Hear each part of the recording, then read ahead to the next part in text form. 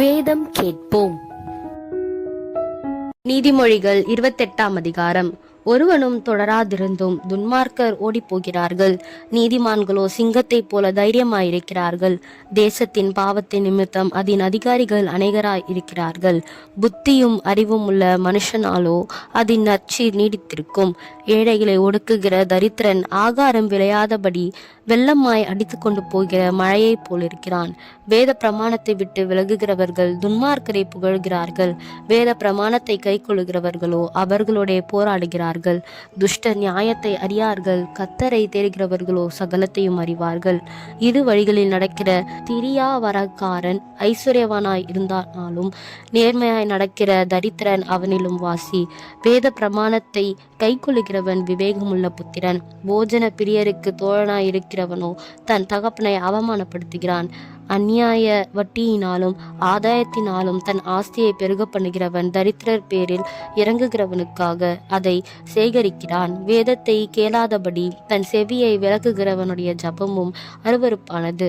உத்தமர்களை மோசப்படுத்தி பொல்லாத வழியிலே நடத்துகிறவன் தான் வெட்டின குழியில் தானே விடுவான். உத்தமர்களோ நன்மையை சுதந்திரிப்பார்கள்.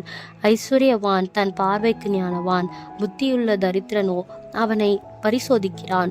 நீதிமான்கள் களி கூறும்போது மகா கொண்டாட்டம் உண்டாகும். துன்மார்க்கர் எழும்பும் போதோ மனுஷர் மறைந்து கொள்ளுகிறார்கள்.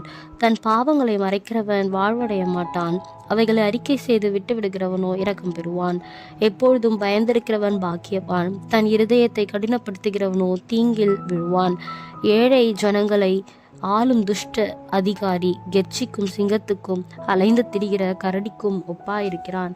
பிரபு புத்தியனா இருந்தால் அவன் செய்யும் இடுக்கண் மிகுதி.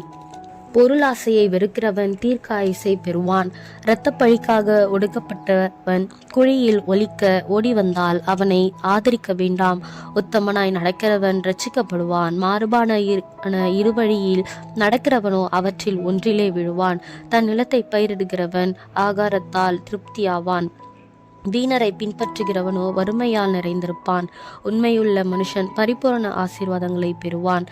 ஐஸ்வர்யவானாகிறதற்கு தீவிரிக்கிறவனோ ஆக்கினைக்கு தப்பான். முகதாட்சியம் நல்லதல்ல, முகதாட்சியம் உள்ளவன் ஒரு துண்டு அப்பத்துக்காக அநியாயம் செய்வான்.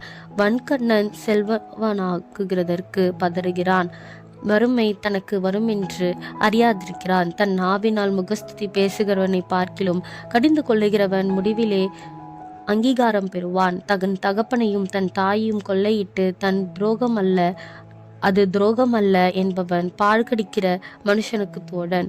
பெருநெஞ்சன் வழக்கை கொள்ளுகிறான், கர்த்தரை நம்புகிறவனோ செழிப்பான். தன் இருதயத்தை நம்புகிறவன் மூடன், ஞானமாய் நடக்கிறவனோ ரட்சிக்கப்படுவான்.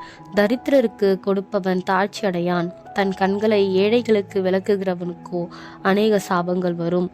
துன்மார்க்கர் எழும்பும்போது மனுஷர் மறைந்து கொள்ளுகிறார்கள், அவர்கள் அழியும் போதோ நீதிமான்கள் பெருகுகிறார்கள்.